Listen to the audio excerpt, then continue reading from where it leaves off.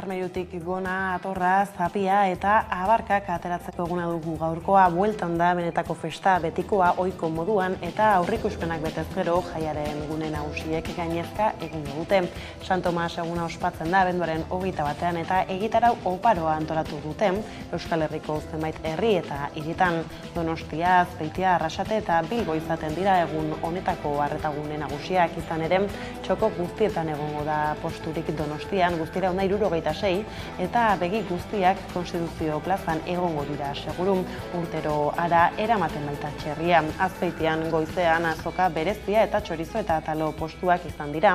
Herriko plazan Santa Mastan ere egongo da zer egin. Arrasaten besteak beste Euskal Pentatloi desafioa egingo da Zaldibar parkean eta herri bazkaria Musakolako kiroldegian. Azkenik Bilbon 228 postu izango dira guztira, horietatik 137 ekoizleak daudelarik. Bilboko konpartsek egitarau bikaina antolatu dute gainera haien gunean San Nikolas elizaren inguruan. Arratsaldeon guztioi, ez da jenderik falta Bilboko kaleetan, naiz eta San Tomas eguneko azokak ez duen urteroko itxura. Plaza Berrian eta Areatzan paratu ohi dira baserritarrak, aurten ordea Areatzan izango dira guztiak. Enba sindikatuak aldaketa hori salatu zuen, baserritarrak baztertuta utzi baitzituen udalak. Ordea baserritarren postuak ez dira leku aldatu dituzten bakarrak. Txosnak Arriagan Zokiko atzeko plazan eta Herripako gaian izango dira aurten. Eta eragilek ez dute beriko izan, Bilboko udalaren erabaki hori. Aiara Durreta lankidea dago bertan.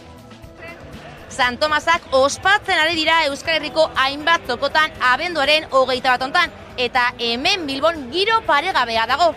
Goizean goizetik jendetza ikusi dugu Areatza inguruetan, baina batez ere orain jendez gainezka dago. Izan ere, eguerdiko ordu puntuetan jende asko etorri da ona Areatza inguretara. Hori bai, jendeak gehien nahi duena taloak direla argi utzi digute. Bestalde, San Tomasek ez dute beste urteko itxura hartu, izan ere, Plaza Berrian ez dira aitzolatzoak jarri, eta horrek haserrea piztu du ekoizleen artean. Edonola ere, San Tomasak ospatzen ari dira hemen Bilbon, eta giro paregabea dago.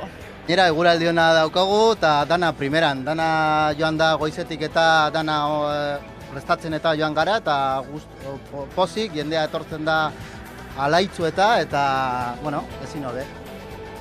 San Tomas egunaren bueltakoekin laster izango gara bueltan, baina lehenago badugu besterik aipatzeko lerro buruetan. Ohar baten bitartez, Rebeka Ubera Euskal Herria Bilduko legebiltzarkideak osasun sistema publikoan hartu beharreko erabakiak profesionalekin partekatuak eta adostuak izatearen garrantzia azpimarratu du.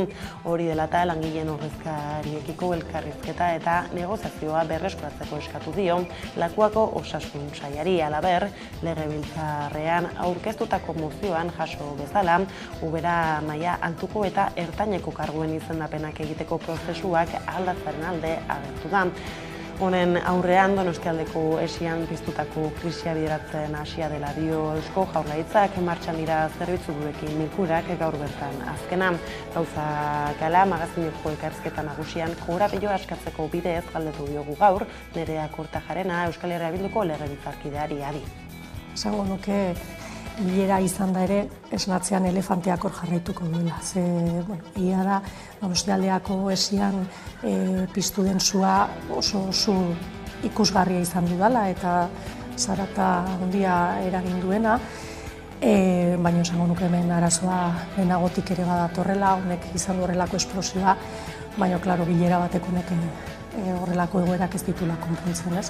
Donostiako esiaren aurretik izan genuen basurtoko kirurgikoaren afera, aurretik Bidasoako ospitaleko unidade kirurgikoarena. Esango nuke azken aldi honetan bata bestearen atzetik joan direla suak pizten. Bestaldetik, boteren arteko krisi betean dago Espainia. Botere legegileak, kasu honetan Espainiako Kongresuak onartu zuen PSOEk eta Unidas Podemosek auspotutako lege reforma bat, modu horretan auzitegi konstituzionalaren berritza desblokeatzeko. Joan den ostegunean izan zen hori. Heren egun baina botere judizialak konstituzionalak egin zuzen, zigor kodaren erreformaren barruan jasota zuen eta auzitegi horretako kideak berritzeko eginkizunaren derrigortasuna ezartzen zuten, bi zuzenketa baliogabetu zituen zuen peperen elegite bat ontzat emanez, beraz, senatura bidean zegoen erreformaren tramitazio parlamentarioa eten zuen. Nola nahi ere, botere esekutiboak, Espainiako gobernuak erantzuteko eta erabakiari aurre egiteko asmoa du. Eta neurri bat hartuko du, izango du, horretarako konstituzionalak indargabetutako zuzenketen edukia lege proposamen baten jasotzea. Aste honetan dira proposamena kongresuan erregistratzekoak urgentziaz tramitatzeko.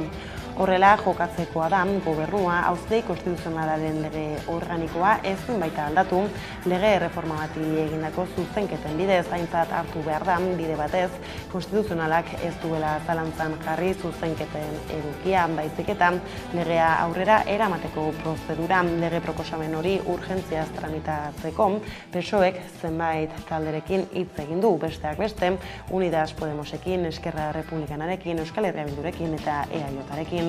Halere, Unidas Podemosek nahiago du konstituzionalaren ebazpena aztertzea urrats hori egin aurretik, gainerakoek lege proposamena begiratu nahi dute.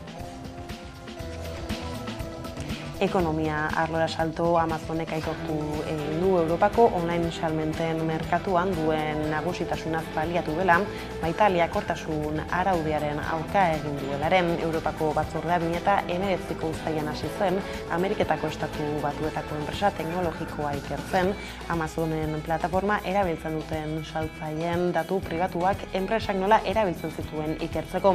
Hala, bi aldeek akordio bat lortu dute. Amazonek ez du isunik jasoko, baina bere plataforman komertzializatzen duten saltzaileen datu pribatuak erabiltzari utzi beharko dio. Eta Amazon izpide dugula, olentzero iritsi aurreko egun esanguratsuetan, abenduaren 22an eta 23an grebara deituta daude Amazonen trapagarango langileak enpresa behartu nahi dute, lan baldintzak hobetzeko negoziaziora eta xede horrekin eskatu dute, zentrorako hitzarmen propioa ere. Gotzon Margaratz, Laben ordezkaria. Labek Amazonen duen atal sindikala historia egiten ari da, sindikatu nagusia gara, Labek eskaintzen duen antolaketa eta borrokaren eredua bat egiten dute langileak eta egia esateko horrelako enpresa batean lan gatazka sortzea ez da bat ere erreza, baina plantillaren energiarekin eta langileak inoiz baino lotuta dagoenez, uste dugu dana dela posible. Pasaden astean, fusio errentagarria lortu dutela baieztatu zuen Ameriketako Estatu Batuetako Energia Departamentuak. Horrek mugarria ezarriko luke gizateriaren energia beharren historian, noiz eta horrek klimaren eragin duen larrialdiaren ondorioak gero eta nabariagoak diren honetan, eta energiaren arazoa nazioarteko gatazken muinean dagoela oso argi ikusten den honetan. Aitor Urresti, Euskal Herriko Unibertsitateko Energia Ingeniaritza irakaslea. Aipatzen direneko onura guztiak ekar ditzakeen fusioak, hau ez da izango biharko aukera bat, oraindik ere hamarkadak behar ditugu hau modu eraginkor batean eta komertzial batean martxan edukitzeko, eta gure arazoa biharko arazoa da, hau da, hasi behar garaia, trantsizio energetikoa modu sakon baten burutzen, kontsumoa murrizten, negutegi efektuko gasen emisioak murrizten, guzti hori gaur egin behar dugu eta ez 30 urte pasa. Perura salto hauteskundeak 2024ko apirilera aurreratzeko lege proiektu bat onartu du Peruko Kongresuak goizaldean. 93 diputatuk konstituzioaren batzordeak aurkeztutako testuaren alde bozkatu dute, 30 kontra eta bat abstenitu egin da. Dina Boluarte herrialdeko presidentea boztak aurreratzaren aldekoa da. Berez, 2026ra arte goberna dezake, orduan amaitzen baitzen Pedro Castillo, kargugabetuak iazko uztailean hasitako agintaldia. Joan den ostiralean hauteskundeak 2023ko abenduan egitea baztertu zuen ganberak. Duela bi aste piztutako krisi politikoak eragindako protestetan 26 pertsona hil dira. Gainera, manifestariek eskatzen dute Kongresuaren jarduna bertan behera geratu dadila eta hauteskundeak berriro egin ditzatela. Gobernuak argudiatu du, ordea denbora behar duela bozetara bermeekin deitzeko erreformak onartzeko. Boluartek Kongresuko saioan nabarmendu nabarmendu du trantsiziozkoa dela bera buru duen gobernua eta ez duela 2026 arte gobernatuko herritarren borondatea modu ahalik eta zabalenean interpretatu duelako. Herritarren 93% hauteskundeak 2026aren aurretik egitaren aldekoak dira, Peruko Ikerkuntzarako Institutuak joan den astean argitaratutako inkesta baten arabera. Gobernuaren arrazoiak gora bera ezkerreko diputatuek eskatu dute planteatutako erreformen artean bildu dezatela prozesu konstituziogile baten deialdiari buruzko kontsulta bat. Eskuineko sektoreak aldiz proposamen horren aurka agertu izan dira. Eta lerroburuekin bukatzeko gurera bueltan, Euskal Selekzioak beste behin erakutsi du partida eta txapelketa ofizialak jokatzeko aukera izango balu, kontuan hartzeko moduko selekzioa izango litzatekeela. 3 eta huts gailendu zitzaion atzo Txileri, Mendizorrotzan partida lehiakor eta serio bat jokatu zuen, konplexurik gabe entzun ditzagun Jarrian, Leire Baños eta Marta San Adrian jokalariak. Egun bat entrenatu dugu eta egia da oso ondo jokatu dugula, demostratu dugu hemen gaudela eta horrela segituko dugu. Oso ondo gaude, denak ezagutzen gea eta hori azkenean zelaian ikusten da. Azkenean txikiratik izan dudan ametsa da eta emaitza honekin asko zobeto. Irabazi dugu 3 huts eta jendea etorri da eta oso polita izan da dana. Bada eguneko lerroburuak aipatuta, iritsi da eguneko argazkiari heltzeko unean martxan da San Tomas eguneko azoka egitarau oparo antolatu dute Euskal Herriko zenbait herri eta hiritan Bilbon da hain zuzen ere Aiara Edurreta bankidea. San Tomas dela eta feria eta festa eguna da Euskal Herriko hainbat zokotan abenduaren 21 hontan. Bilbon eta Donostian ezik beste hainbat lekutan ere San Tomasak ospatzen dira. Gipuzkoan besteak beste Azpeitian eta Irunen eta Bizkaian Lekeition. 2 urteen ostean aurten bai San Tomasak bueltan dira eta hemen Bilbon areatza inguruak lehertzean daude. Herritarrak gainera gogotz ikusi ditugu eta baserritarrek ere pospozik gerturatu dira ona. Izan ere baserritarrentzat ezinbestekoa dira San Tomas bezalako feriak euren produktuak saltzeko.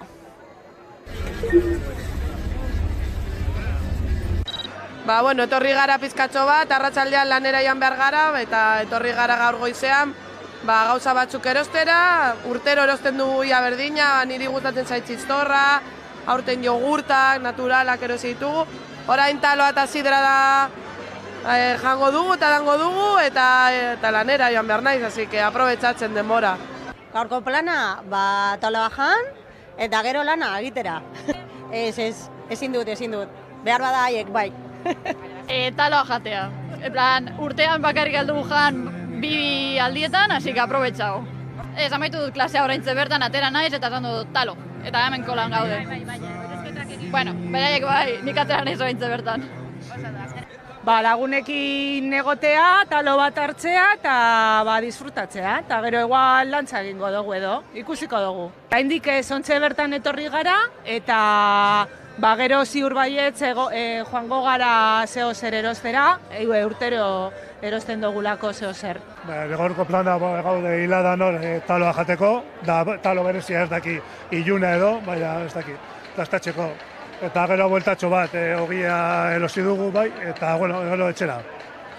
Nire gaurko plana sencillito da, erosketa batzuk egin ditugu eta orain talo, baina pizka bate zaila dago gaur, talo aurkitzera.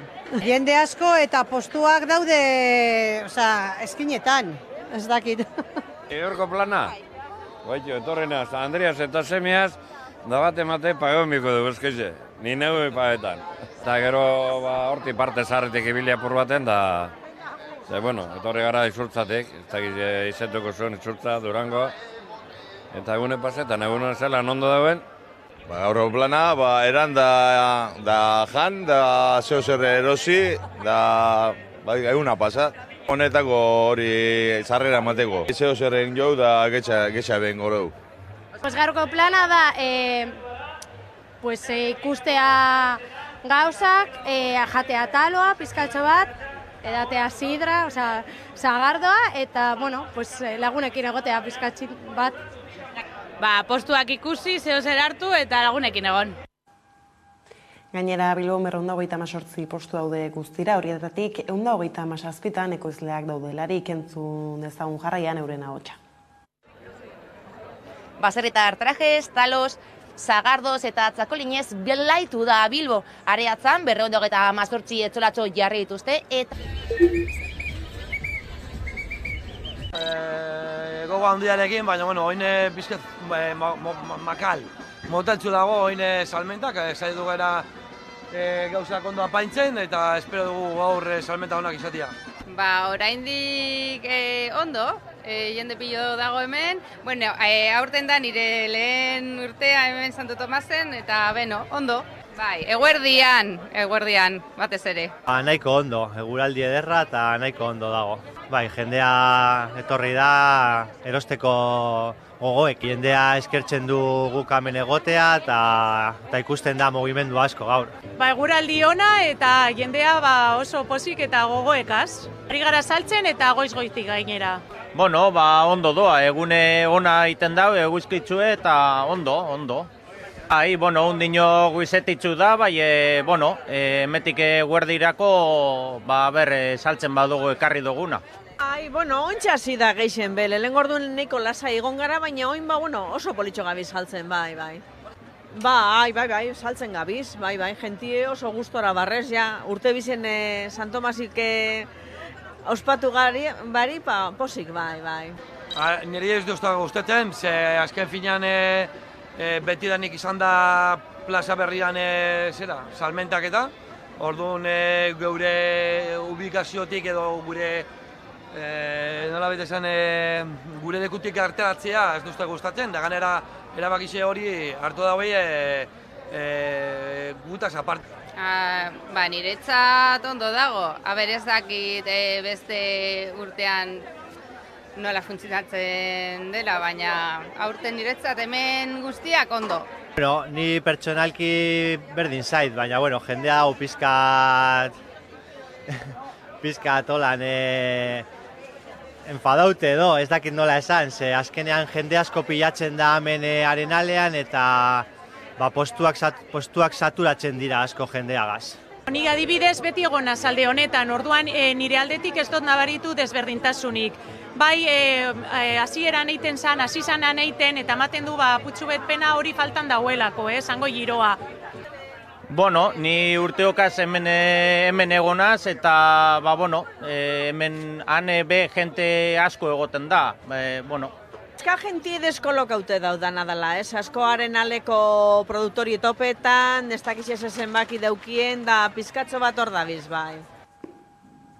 Hala ere, San Tomas eguneko azokak ez du urteroko itxura izan Bilbon, entzun dugunez, eta herritarrak kontuan hartu gabe erabakiak hartu izan egotzi diote Bilboko konpartsek udalari Aiara Durreta.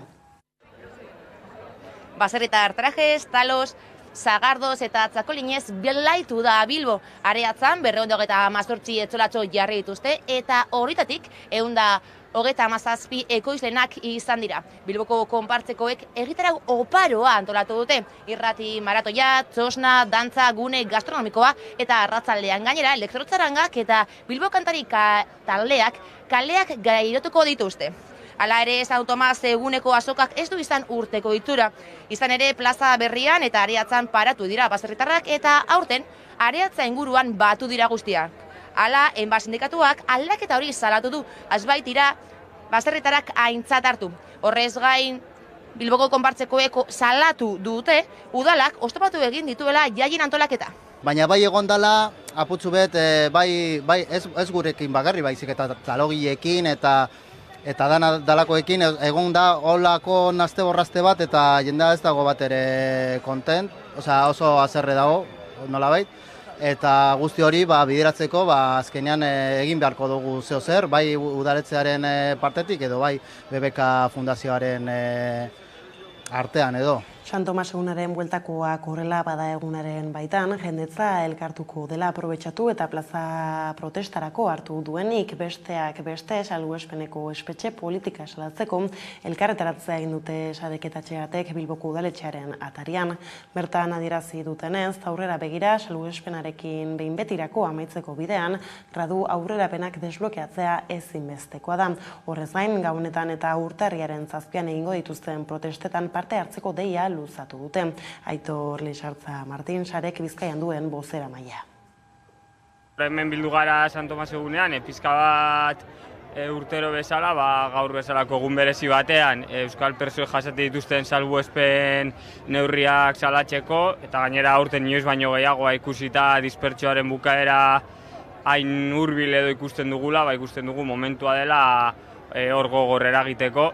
Hori dela eta ere hurrengo asteetan hainbat deialdi egingo ditugu bide honetan, batez ere gelditzen diren 13 preso horiek euskal espetxetan egon arte, eta batez ere zita garrantzitsuak ditugu abenduaren 31an Basauriko espetxean eta urtarriaren 7an Bilboko mobilizazioan. Aurten gainera, esan dudan bezala, berezia izatea espero dugu dispertsioaren azken mobilizazio bezala edo, espero dezagun horrela izatea. Antzera gaurko eguna protestarako baliatu dute ere Bizkaibuseko 5 enpresa azpikontratatuetako beharginek Aiara Deurretak azalduko digu. San Tomas eguna ospatzen den honetan Bizkaibusen greba eguna dute 5 enpresatik 4 enpresetan. Hala lanuzteak egin dituzte eskualdeetan eragin handia izan du Bizkaibuseko grebak. Izan ere ezkerraldean, meatzaldean, Zorierrin, Eske Enkarterrietan, Busturia, Leartibain eta Mungialdean lanuzteak egin dituzte. Izan ere, grebalariek eskatzen dute Durangaldeko langileek lorutako hitzarmen berdina izatea. Eta Bizkaiko Foru Aldundiari erantzunkizuna eskatu diote. Hau da, lan gatazkan esku hartzeko aldarrikatu dute. Bilboko 7 kaleak barrena aldiz, kale jira egin dute zahar-egoitzetako grebalariek ELA sindikatuak dituta. Datorren ostiralera arte iraungo duen greba egiten dabiltzan langileek, euren ratioa egoitza publikoetakoekin parekatzea eskatzen duten, bestak beste baita bajan dauden langileak berehala ordezkatzea ere. Langileak haserre agertu dira egoitzetako egoeraren aurrean Aldundiak agertu duen asolak gabekeriagatik, eta harri utzi dute aurreko hitzarmenean bezala berriro greba egin behar baduten egingo dutela. 2016ko greba historikoa izan zen sektorean, 377 egunetik gorako lanuztea egin baitzuten. Bestaldetik, adimen ezintasuna duten pertsonen aldeko Arabako elkarteko beharginek soldata igoera exigitzeko protestara jo dute ere. Nerea Garzia.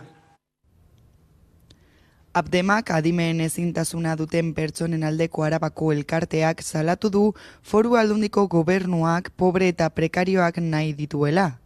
Ordezkariek argudiatu dutenez, Abdemako langileen lan baldintzak Arabako Foru Aldundiaren finantzaketaren mende daude. Eta gobernuak errefusatu egin du elkartearen eta langileen ordezkaritzaren artean lortutako aurrekordioa finantzatzea. Elkartearen 60. urteurrena ospatzen ari dira. Hala ere, salatzeko momentua ere dela nabarmendu dute. Azken 14 urteotan langileen soldata 3 urte soilik igo da. 11 urtez egon dira soldata egoerarik gabe hain zuzen ere. Gainera, salatzen dutenez 2021an eta 2022an KPIa 114tik gorakoa izan da eta euren soldatek ez dute igo. 11 urte eman ditugu soldata igoerarik gabe. 2021an eta 2022an KPIa 114tik gorakoa izan da, eta aldiz gure soldaten egoera 0koa izan da. Abdemako langileen lanbaldintzak Arabako Foru Aldundiaren finantzaketaren mende daude. Egiten dugun lana funtsezkoa da adimen desgaitasuna duten Arabako pertsonen bizi kalitatea bermatzeko. Ezinbestekoak gara, baina Aldundiarentzat ikustezinak gara. Horregaitik eskatzen diogu EAJari eta PSeri gure lanak merezi duen balioa aitortu dezatela aurreakordioa finantziatuz. Gauzak horrela Abdemako langileek zenbait mobilizazio antolatu dituzte abenduan. Azkenengoa abenduaren 23an izango da Gasteizen. Eta langatazkak izpietugula aipatu dugu lerroburetan. Ere Olentzero iritsi aurreko egun esanguratsuetan abenduaren 22an eta 23an grebara dituta daude Amazonen Trapagarango langileak enpresa behartu nahi dute lan baldintzako betzeko negoziaziora eta xede horrekin eskatu duten zentrorako hitzarmen propioa ere. Gaur egun Bizkaiko garraio hitzarmena aplikatzen da Trapagaranen lab sindikatuaren arabera lan ezaugarrietara inola ere egokitzen ez den ituna. Gotzon Mardaratz, laben Bizkaiko garraio sektoreko arduraduna. Bai, zorretzarrek lan prekaritateak nahi bezala dabil Amazonen adibide pilo dekogu. Baina prekarietatea Amazonen inguruan non nahi topa dezakegu. Azpi kontratetan prekarizazio maila hori zorretzarrez igotze dutela.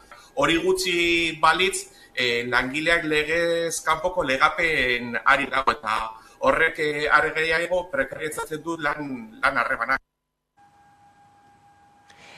Beste aldetik, bada pozgarria ez den alako albisterik. Jesus Arostegi hilda, Josean Lasaren ama eta Gerra Zikinaren ikur gisa diputatu hautatua.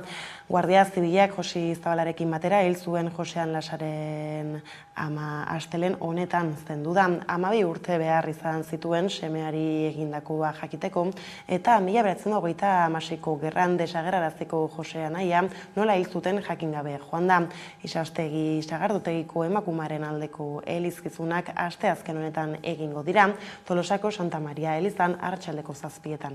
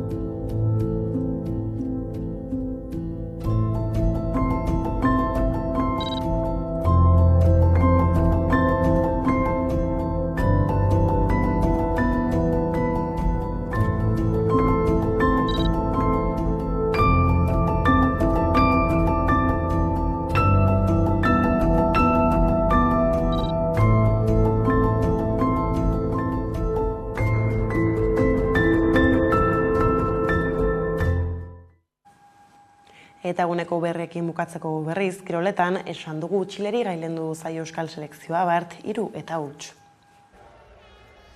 Emakumezkoen euskal selekzioak astearte honetan Mendizorrotzan hartu du Txilekoa.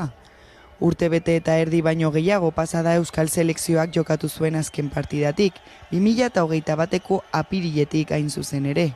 Etxekoek garaipena lortu dute izan ere, hasieratik nagusi izan da euskal selekzioa. 51. minutuan heldu da lehenengo gola. Nerea Izagirrek gola sartu du barrutik.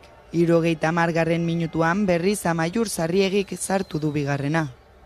Eta partida erabakita zegoenean bigarren gol horrekin 3. llegatu da 84. minutuan. Anemirenek baliatu du 3. gola.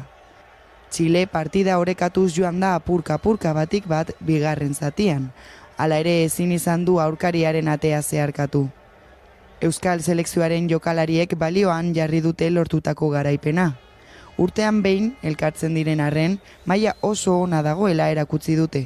Egun bat entrenatu dugu eta egia da oso ondo jokatu dugula, demostratu dugu hemen gaudela eta horrela segituko dugu. Oso ondo gaude, denak ezagutzen gea eta hori azkenean zelaian ikusten da. Azkenean txikitatik izan duan ametsa da. Eta emaitza honekin asko zobeto. Irabazi dugu 3-0 eta jendea etorri da eta oso polita izan da dana. Horrekin batera azpimarratu dute Txileko selekzioaren aurka jokatzea ez dela erraza izan eta oso talde gogorra dela. Aukerak izan ditugula, 3 gol sartu dira eta egia esan gustora, ez da, azkenean bere gogorra dira, txiletarrak ondo konpetitzen dute, baina gustora, ez da, lan egin eta gustora. Aipatzekoa da, partida honetan estreinatu dela hautatzaile berria Juanjo Arregi. Urnietan jaio zen eta zenbait euskal talde zuzendu ditu, Reala eta Urnieta besteak beste. Gainera, beste mailako euskal selekzioko taldeak ere zuzendu ditu. Hala ere, partida ostean iragarri du ez duela hautatzaile karguan jarraituko. La gente joven viene muy bien preparada. Y entonces hay que dar paso. Beraz, jokalariek eta entrenatzaileak berak agerian utzi dute taldean dagoen profesionaltasuna.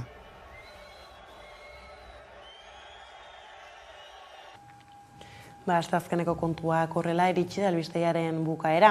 Gaurkoan, eguerdiko magazinean Nerea Kortajarena Euskal Herria Bilduko legebiltzarkideari eginiko elkarrizketa berreskuratuta agurtuko zaituztegu Osakidetzaren krisia hizpide, beraz honekin besterik ez gure aldetik.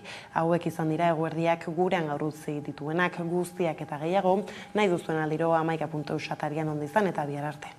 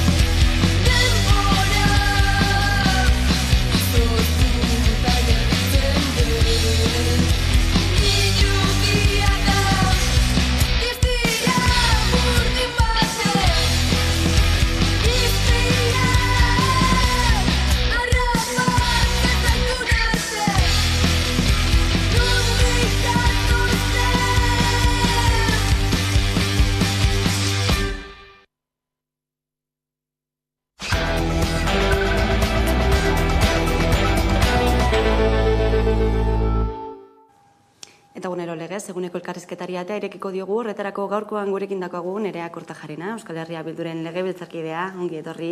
Ongi etorri zui ere, eskerrik asko. Donostialdeko esian piztutako krisia bideratzen hasia dela, horixe dio Eusko Jaurlaritzak, zerbitzu buruekin bilerak egiten ari dira, horixe aurrera doazela, korapiloa askatuko da? Ez, esango nuke ezetz. Esango nuke bilera izan da ere, esnatzean elefanteak hor jarraituko duela. Ze, egia da, Donostialdeako esian piztu den sua oso zu ikusgarria izan dudala eta zarata handia eragin duena, baina esango nuke hemen arazoa lehenagotik ere badatorrela, honek izan du horrelako esplosioa, baina, klaro, bilera bateko honek horrelako egoerak ez ditula konpontzen, ez? Donostiako esiaren aurretik izan genuen Basurtoko unidade kirurgikoaren afera, aurretik Bidasoako ospitaleko unidade kirurgikoarena, esango nuke azken aldi honetan bata bestearen atzetik joan direla suak pizten, erabatean edo bestean su horiek nolabait amatatzeko saiakerak egiten dira, baina ez zaio heltzen hemen benetan oinarrian dagoen arazoari, eta da Osakidetzak badituela arazo estruktural batzuk, eta horiei heldu ezean, egun gutxiren barruan izango dugu beste sute bat, Donostian edo beste leku batean.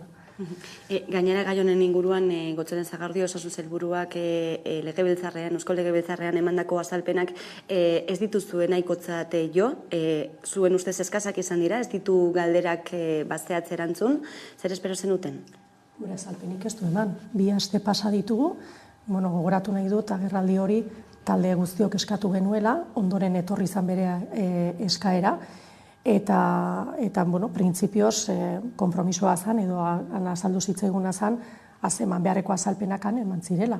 Han esan zan bakarra da, karpetazo ematen zitzaiola gaiari, nolabait horrelako kargu gabetze horiek normalak direla, horrelako erakundetan, patada palante esaten dan bezala, eta segi aurrea, karpetazoa gai honi azalpenak, ez ziren eman, galderak egin ziren, jakiteko zein dan oinarrian, auzi honen oinarrian dauden auziak zein diren, edo zeintzuk diran konponbidean jartzeko egingo diren planteamenduak, eta azalpenik etzan eman, Aurretik entzun genuen Urkullu lehendakaria ere, egun berean egindako elkarrizketan, berak esan zuen, agian, hori kuriosoa da, agian autokritikaren bat egin beharko litzarkeela, eta agian bazegoela komunikazio arazo bat, baina autokritika hori ez zuen Sagardui sailburuak egin, ez zuen inolako azalpenik eman, eta uste dut 47 zea burutik burutik 42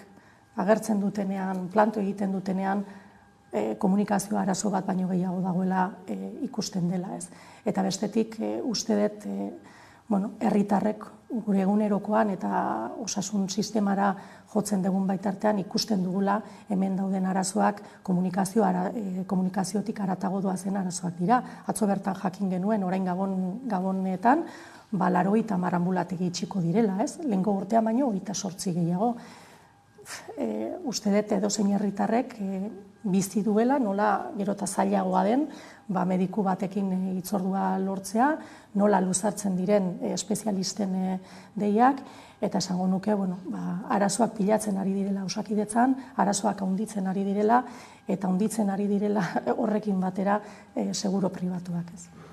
Esaten duzunaren arira, ez? Osakidetzan murrizketarik ez dagoela, hori ze baieztatzen saiatzen dira behin eta berriro Eusko Jaurlaritzatik, baina gizarteak duen iritzia oso besterakoa da.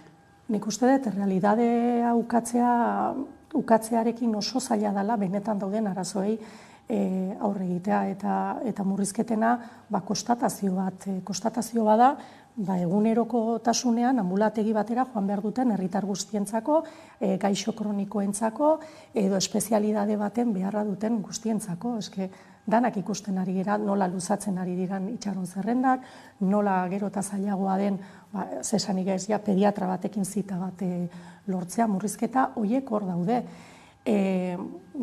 Entzuten nuen, atzo bertan uste hemen EAJ-ko kide bat izan duzala, eta esaten zuen urtetik urtera aurrekontuak handiagoak dira, nik justo atzo ariketa hori egin nuen eta ikusi nuen nola konparaketa egiten baldin badugu 2022 eta 2023ko aurrekontuen artean badagoen igoera bat, baino aztertzen baldin badugu Jaurlaritzak benetan gastatzea aurreikusita daukan dirua 2022an, denboraren poderioz ematen diren kontuen inguruko gastuei erreparatuta, konturatuko gera 221 milioi gehiago gastatu direla 2022an, 2023rako aurreikusiak dauden kantitateak baino, ez? Orduan, klaro, aztertzen baldin bagoaz, esaten dugu, diru gehiago inbertitzen ari da, diru gehiago inbertituta, ditugun ageriko arazoak edukita, eta herritarrek bere bizitzetan pertsibitzen eta ukaezinak diren arazo horiek edukita, uste dut hausnarketa bat beharrezkoa dela, ze diru hori agian ez da behar bezala gastatzen ari edo kudeatzen ari. Hemen nik uste dut badirela bi arazo oso nabarmenak direla. Batetik, Gotzone Sagarduik bere garaian uda aurretik iragarritako kultura aldaketa hori gauzatzen ari dela, eta kultura aldaketa hori eufemismo bezala erabili zuela, baino privatizazioetaz hitz egiten zuela, desmantelamentu batzuetaz hitz egiten zuela, murrizketaz hitz egiten zuela, eta hori ikusten ari gera nola egunerokostasunean, arreta gunetako ordutegiak murrizten direnean, edo orain bezala ez, ambulategiak itxiko direnean ikusten dugu nola gauzatzen ari den hori, eta daukagula gobernantza eredu oso vertikal bat hartzen diren erabakiak, eta berdin du hemen gainuntzeko gaietan aditu eta aritu direnak esaten dutena, ez? Erabakiak hartzen direla goitik bera, eta jarraitu egiten dugula. Eta hori esango nuke dela momentu honetan, Osakidetzak daukan arazo nagusiena urtetan agian, bizi izan du da errentetatik, ez?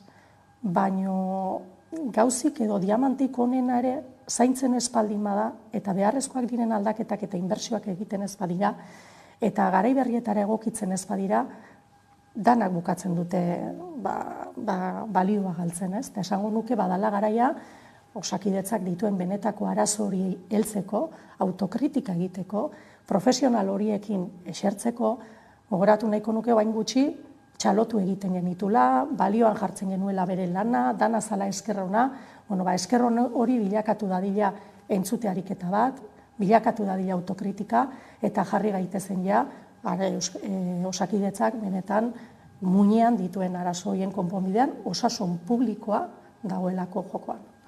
Bihar zuzen onartuko dira EAeko aurrekontuak, PSEren eta EAJaren gehiengo osoarekin, Euskal Herria Bilduk zer bozkatuko du?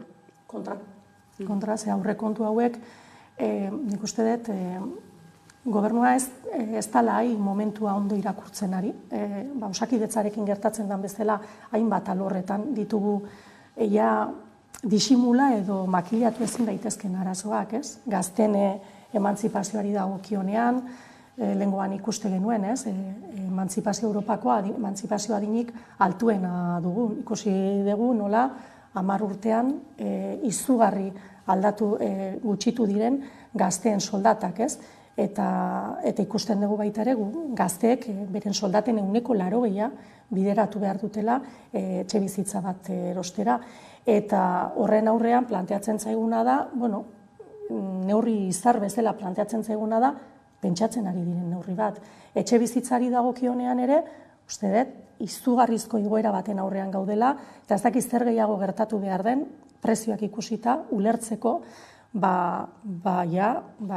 erabakiak hartu behar direla eta neurriak hartu behar direla etxebizitzaren prezioari muga bat jartzeko, eta hori bestela beste hainbat arlotan, ez? Eta aurrekontu hauek ez diote egoera horri erantzuten. Nolabait hemen irudidu berdin dela ze pasatzen den herri honetan, pandemia bat edo inflazioak eragiten duen krisi izugarri bat, aurrekontuek beti jarraitzen dutela eskema berdina, ez? Eta hemen araua dela disiplina presupuestarioa mantentzea, ez? Eta egoera horretan aurkeztu zaizkigu aurrekontu batzuk oso kontinuistak direnak eta oso konservadoreak direnak, eta gainera aurkeztu baino lehenago kadukatuak jaio direnak, ez? Ze ikusi genuen aurkeztearekin batera sailburu batek, Arriola sailburuak, esan zuela, berak garraioan ematen ziren deskontuak mantentzearen aldeko autua egingo lukela, eta gainera aurrekontuetan bazegoela margena, ez? Ikusi genuen beste sailburu bat aurrekontuetan ez zegoen neurri bat iragartzen aurrekontuak aurkeztu eta astebetera, ez? Horrelako gauzak ikusi ditugu prozesu honetan. Eta ikusi dugu baitaren nola Jaurlaritza gero ibili behar izan duen negoziatzen, negozia ezin diren zenbait gauza, aurrekontu horietan zuzenketak egin ahal izateko, ez? Hauek kadukatuak jaiotzen diren aurrekontu batzuk dira, aurrekontu handienak bertzela iragartze zaizkigunak, lehen urtean gastatu denaren gastatutakoa baino txikiagoa da, 85 milioi gehiago ejekutatu da urtean zehar, oraingo aurrekontua baino. Beharrak agerian dago goraka egiten ari direla, ikusten ari era Osakidetzan, etxebizitzan eta hainbat alorretan. Dirua badago, remanenteak potoloak ditu, rekaudazio rekorren aurrean gaude, arau fiskalak erorita daude Europan aurten, ez? Osea, ematen dirako elementu oso importanteak benetan duguna egoerari politika publikoetatik erantzuteko. Eta falta da elementu garrantzitsu bat, eta da ambizioa eta liderroa. Eta hori egonezean, hori, ditugun arazoei erantzunik ez diete emango aurrekontu hauek, eta guk horregatik ezezko bozka emango dugu, hortaz aparte dago, prozesua nola burutu den eta ze borondate egondu diren negoziaketa baterako. Biharkoan ere onartuko da, diru sarrerak bermatzeko errentaren erreforma hori, Elkarrekin Podemos eta EAJaren babesa izango duena. Euskal Herria Bildu abstenitu egingo da, zein iritzi duzue beraz honi buruz? Guk abstentzio kritiko batera joko dugu, guk uste dugu hortan ere aukera bat galdu dugula, ez?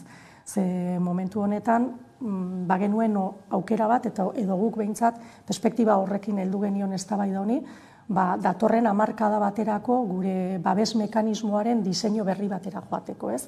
Kontutan eukita, leheno esan bezala, pobrezia eta desberdintasun sozialen poltsak handitzen ari direla, zaurgarritasuna ere zabaltzen ari dira, diru sarrerak bermatzeko errentari ezer kendu gabe ikusi dalako ahuldadea erakusten ari dela pobrezia kasuei erantzuteko eta honen intentsidadea ere murrizteko, eta batez ere transizio handiei erantzun beharko diegulako datozen urtetan horrek gure bizitzeko moduak eta gure ekonomia aldatuko dituelako eta horrek beste eskakizun batzuk ekarriko dituelako. Orduan guk uste denun, nolabait etorkizuna haustura sozialik gabe eraikitzeko beharrezkoa genula mekanismo hori zeratzea, ez?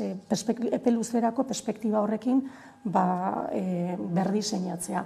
Aurrean aurkitu dugu gobernu bat, segura asko planteamendu askoz ere etorkizunerako ikuspegi kamutxeago batekin aritu dena, eta batez ere klabe batekin aritu dena baita ere kasu honetan, eta da disiplina presupuestarioarena, ez? Orduan, hauek erabaki dutena da, eta azkenean Podemosen babesarekin erabaki dutena da, egun dagoen babeserako partida ez handitzea. Madridetik babeserako etorri den diru hori aurrezki moduan erabiltzea, eta hortzegon partida berdinan nolabait hobeto banatzea, ez? Baina finean bermatu dutena da gehiago ez gastatzea eta etorkizunean ere gehiago ez bermatzea, ez gastatzea. Eta guk uste genuna hau zela momentua, nolabait babesa zabaltzeko, hobeto babesteko eta kanpotik zetorren diru hori baliatzeko, esfortzu propioa mantenduz, ariketa hori egin ahal izateko. 116 emendakin aurkeztu genituen, nolabait legebiltzarrera etorri diren eragile guzti horiek gurera ekarritakoak. Ikusi dugu gainera nola prozesu honetan eta lege honetan leheno ezinezko ziren zenbait planteamendu jaso egin diren, eta horregatik badakigu egin diren beste planteamendu batzuk ere egingarriak direla, gauzagarriak direla eta beharrezkoak direla, baino ez zaie erantzun nahi izan. Eta, perspektiba horretan, gure erabakia izan da abstentzio kritiko batera joatea, tamalez, diru-sarrerak bermatzeko errentaren sistema oso erasotua izan delako, eta herritarren iruditegi kolektiboetan eraikia dagolako diru-sarrerak bermatzeko errentaren eta honen onuradunen inguruko iritzi bat, urtetan Gotamalaiako estrategia batetik eskuinak elikatu duena, baina baita ere beste alderdi batzuk nola baitera zibilinoago batean ere elikatzen lagundu dutena, eta guk ez du babes sistema nolabait zalantzan jartzea nahi. Uste dugu aukera galdu badala, baina herritar horiek eta onuradun horiek merezi duten errespetuagatik eta babesagatik abstentzio kritiko horretara jo dugu, baina hori esan bezala guretzako hau aukera galdu bada. Beste lege bat, hezkuntza legea, horren zirriborroaren aurka greba egunak izan dira azken hilabetean, sindikatuek deituta nola jasotzen ari zarete legebiltzarkideek eragileetatik jasotzen ari zareten kritikak eta ekarpenak ere? Nik uste dut argi geratzen ari dena da lege honen bueltan edo hezkuntza sistemaren eraldaketaren bueltan interesa handia dagoela, ez? Ze, legebiltzarrean akordio guretzako importante bat erdiestea lortu zen pasadan apirilean, ikusi dugu nola eragile desberdinak etorri diren legebiltzarrera bere iritzia ematera, ikusi dugu baitaren nola sindikatuek langileen aldarrikapenak eraman dituzten kalera, ikusi ditugu ikasleak ere aldarrikapen horiek egiten, eta horrek guretzako ekartzen du konstatazio bat, eta da, badagola kezka bat herri honetan hezkuntza sistemaren inguruan, eta nolabait jendeak implikazio hori baduela horrekiko, ez? Eta guk bizi ditugu iritzi guzti horiek nik uste normaltasun guztiarekin. Hau prozesu sakon bada, eraldaketa prozesu sakon bada burutu behar dena, eta horregatik uste dut iritzi desberdin guzti horiei bide eman behar zaiela, entzun egin behar ditugula, arretaz entzun behar ditugula eragile guzti horiek egindako ekarpen horiek eta planteatutako guzti horiek, eta orain erronka izan behar dela, apirilean lortutako akordio hori nolabait testu juridiko akorde batean edo bat datorren testu batean jasotzea, ez? Lege on bat eduki ahal izatea eta hortan ahaleginduko garagu, eta desde logo gure saiakera izango da baita ere eragile guzti horiek hemendik aurrera ireki beharko den prozesu horretan ere egotea. Adierazi dugu baita ere, aurkeztu edo ezagutu du, orain arte ezagutu dugun lege zirriborro horretan gure ustez bazirela zehaztasun falta batzuk, tartean adidez lege honen gakoetako bat izan behar duen, edo akordioaren gakoetako bada den Euskal Hezkuntza Zerbitzuaren zehaztapenak falta genitula, eta uste dugu horiek zehatz mehatz egon behar direla, nolabait finantziazio publikoa jasoko duten eskolek edo zehatz-meak ze arau bete behar dituzten jakin behar dela, segregazioaren kontrako neurri horiek legez arautuak egon behar dutela, bermatu egon behar dela euskalgintzako eta kultura arloko eragileek esaten duten horiek kultura transmisioan planteatutako horiek jasotzea, eta lurraldeen arteko barnelan hori egin ahal izatea ere bermatu egon behar dela lege horretan, eta hortan saiatuko gera gu hemendik aurrera irekitzen den prozesuan ere. Gezaldatuko dugu gaurkoa abenduaren 21 delako, San Tomas eguna, eta pandemiaren ostean ospatzerari delako egun handia Euskal Herrikoen bate txokotan, batez ere ekoizlentzat egun berezia da gaurko ez da. Gainera ekoizleek, orain lehen sektoreko ekoizleek bizi duten egoerarekin, uste dut baita ere badala beraien egoera eta beraien etorkizuna aldarrikatzeko egun bat ere, ez? Ze horre indisimulableak diren egoeran artean lehen sektorearena dugu, oso egoera gordinean daude, eta gainera etorkizunera begira, badakigu elikagaiekiko menpekotasuna handia dugula, eta lehen sektore horretan diharduten profesional asko eta askok erretiro hartuko dutela datorren hamarkadatan, eta hortan ere buru belarri aritu beharko gineak pentsatzen, ez? Bitartean beste batzuk segura asko festan egongo dira, festa giroko eguna delako gaur, egun oso polita, ni Donostiarra naiz, oso egun polita da, baino hori ere ezin astu. Inflazioa ere agian akaso ikusiko dugu gaurkoan, nabariko da gaurkoan ere. Nabaritzen dugu egunerokotasunean, ez? Eta horrelako egunak ematen direnean, beti ere ikusten dira, prezioen gorakada hori, Gabon egunak datoz eta horrere egiten dira bestelako gasto bereziak eta ikusten ari gara baita ere, gure egunerokotasunean inolako lujorik hartu gabe nola garestitzen ari den bizitza, nola milaka herritarren segurtasun vitala hankaz gora dagoen, eta horregatik da hain importantea ere politika publikoetatik segurtasun sare horiek eraikitzea. Madrilera begirare jarri behar gara, egunotako krisi instituzionala piztu delako, hain zuzen auzitegi konstituzionalak auzitegi konstituzionala berritzeko bide parlamentario hori eten duelako konstituzionalak berak, nola definituko zenuke gertatzen ari den guztia? Uste dut eskandaloa dela. Ez da berria, Euskal Herritarrontzat, Euskal Herritarrok bizi izan dugu guren eskubide, oinarrizko eskubideak zapalduak aurkitzea, eta horrekin gehiengo parlamentarioak ere aldatzea, ezagutu izan dute katalanek ere, baino horrek ez dio larritasunik, ezaguna izateak ez dio larritasunik entzen kontuari, eta uste dut, benetako eskandalo baten aurrean gaudela, ez? Azken finean, iraulgita dagoen epaitegi batek, gehiengo era demokratikoan, era legitimoan, aukeratutako gehiengo batek, onartutako lege baten tramitazioa eta azken bozka galerazi du. Uste dut, epaitegi hori bera, demokraziaren limitetatik kanpo kokatu dela, ez?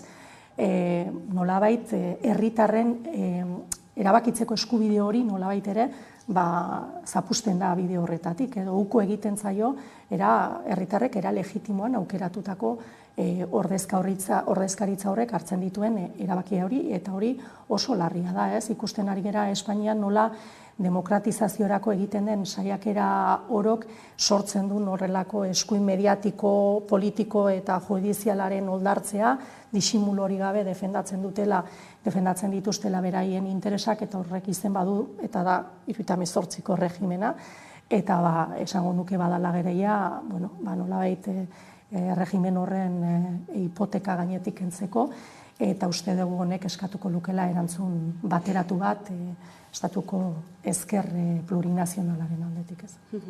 Bestalde, alor ekonomikoan ere Madrilen gutxieneko soldata igotzea proposatu du Yolanda Díazek, 46 eta 82 euro bitartekoa, neurri hori nahikoa izango da euskal langileentzat? Madriden erabaki hori hartzea oso importantea dela uste dut, baina egin berdinean importantea da ulertzea guk hemen erabaki beharko genukela gure gutxieneko soldata. Ze egoera sozioekonomikoa ez da berdina. Gogoratu nahi eta aurrekontuak adostu genituenean, edo gure abstentzioen truke aurrera atera zirenean, hau izan zale espreski adostutako elementuetako bat, ez? Gure egoera sozioekonomikoaren araberako gutxieneko soldata bat ezartzearena. Ze Madrideko gutxiengo soldatarekin hemen pobreziaren atalasatik bera egongo litzake langile bat. Beraz, uste dut, burujabetasunaz hitz egiten dugunean batzutan badirudi, batzuk esaten duten, horiek ez dira jateko kontuak, ez. Burujabetasunaz hitz egiten ari geranean, besteik beste horrelako kontuetaz hitz egiten ari gera, ez. Hemen, gure errealitate sozioekonomikora egokitutako gutxieneko soldata bat ezartzearen garrantziaz. Eta hori, Madriden garrantzitsua den bezala, hemen premiazkoa ere bada. Beste neurri batzuk ere, inflazioari eta prezioen igoerari muga jartzeko, oraingo honetan Europako batzordetik datorrena, gasanen prezioa mugatzeko akordio bat egin dutena, zein iritzi duzu hartzen ari diren horrelako neurrien aurrean? Nik uste dut kontu honen inguruan premiazkoa dela sektore hori interbenitzea. Importantea dela herritarron oinarrizko eskubide bat eta hitz egiten ari garela ulertzea, eta zentzu horretan importantea dela bide honetan hartu behar diren neurriak hartzea, eta batez ere herritarrok energiarako sarbidea bermatzeko egiten diren planteamenduak egitea, eta gainera estrukturalak izatera. Uste hori oso importantea dela, ez dela inbeste partxeak hemenan jartzea, baizik benetan hemen arazoaren muinera ere joatea, eta benetan energia prezio razonable batean, baina batez ere denontzako energia hori bermatuko duten neurriak planteatu alizatea. Euskal Herrira itzulita berriro ere ezin dugu aipatu gabe utzi asteburuak ekarri duena. Igandeko bertsolari txapelketa nagusi hori, Maialen Lujanbio berriro ere txapela jantzita, 3 emakume holtzaren gainean ere, nola ikusi zenuen? Bueno, nik oraindik hemen dakat pulseratxoa ezin kenduan, bizitako emozioak ezin kendu. Uste dut txapela inkuestionablea dela, ondo merezitako buruan kokatua dagoela. Ikarrerrizko bertsoaldiak entzun genituen 8 bertsolariengatik pasadan igandean, oso polita izan duzela bizi izan genuen guztia, baina bereziki nik aipatu nahi nituzke Alaia Martin eta Nerea Ibarzabalen bertsoaldiak. Uste Alaiak bereziki eraman gindula maindire artera, iaia bere bertsoalditan. Uste dut ezer ez dela berdin bertsolaritzan, emakume hauek bertxotan hasi direnetik, feminismoak blaitu duela bertso txapelketa ere, eta horrek ez dakala etzera bueltarik, horroltza gainean ikusi genituen besarkadak, lastanak, musuak eta emozioak, eta elkarrukitze horiek ez direla beti izan bertsolaritzan, hori feminismoari zor diogu, eta espero dut datozen urtetan ere aurten irekitako bidean jarraitzea, emakume gehiago etortzea, ikusi genuen belaunaldi berria ere emakume aurpegikoa zela, eta niretzako oso polita, oso hunkigarria, eta bereziki feminismoak bertsolaritza ere eraldatzea ikaragarri pozgarri da. Emakume txapeldunak ere futbolean, atzokoan Mendizorrozan Euskal Selekzioak garaipentzendua lortu zuelako Txileren aurrean, ezta? Baita ere, emakumezko futbolariak uste dut partidu oso txukuna egiten, eta ofizialtasun hori aldarrikatzen, eta hori ere bereziki pozgarria da, emakumeak ere aldarrikapen horrekin bat egotea, ez. Armailak bete behar ditugu, kaso horietan ere, hori agian eguneko pena, baina uste dut ofizialtasunaren bidean ere aldarrikapen horretan danak egin behar dugula bat, eta hortan jarraitu behar dugula jota fuego.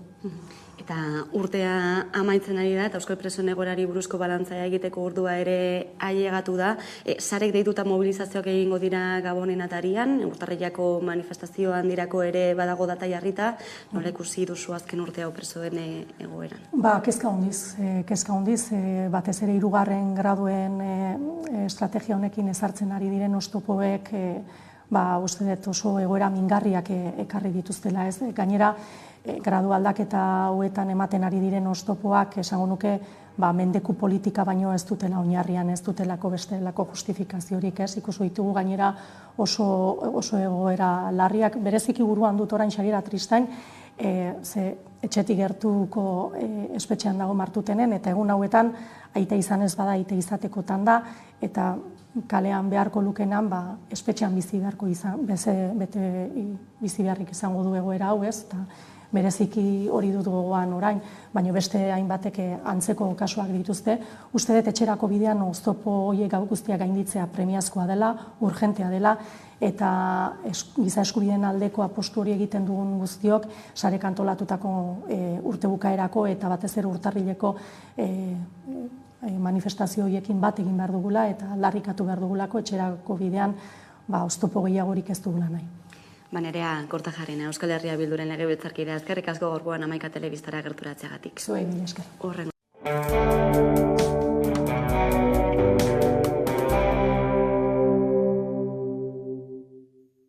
Ines Osinaga, itxasoa da bide bakarra. Bakarkako bere lehen lana den arren ez dator bakarrik. Ines Osinaga, itxasoa da bide bakarra. Elkarren eskutik. Nazio Batuak Euskadin.